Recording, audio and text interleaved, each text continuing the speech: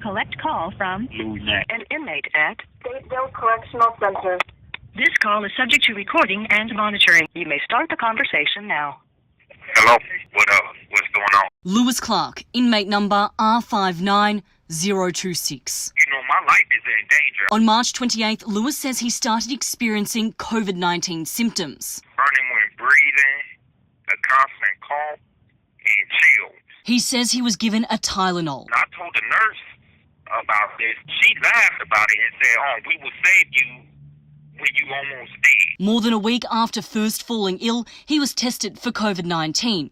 3 days later, his results came back. That I tested positive for COVID-19. Guards moved him into a quarantine area known to inmates as Tent City. The shower is ice cold.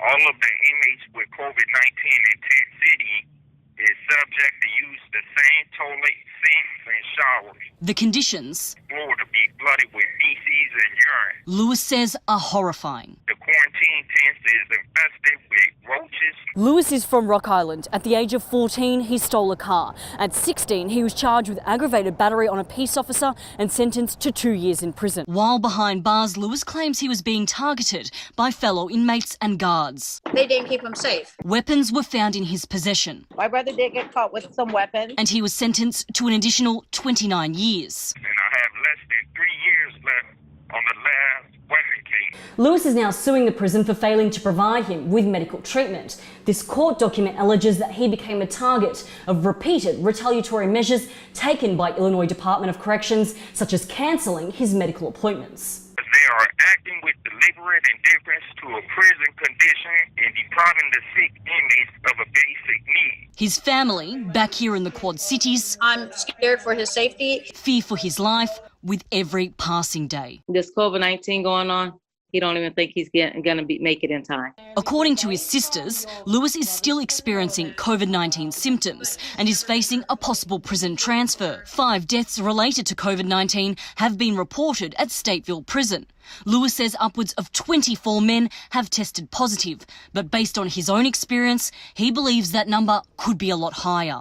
In fact, they got me around the guys that don't have symptoms. In a statement, Illinois Corrections said, "We are taking vigorous steps to protect our staff and men and women in custody from this disease, including thoroughly reviewing those who are eligible for early release, appropriately quarantining or isolating men and women in custody." Lewis says since being sent to Tent City, I only been seen by a doctor once. he's expected to wear the same mask for 3 weeks. Don't get no hand sanitizer. Are you scared right now?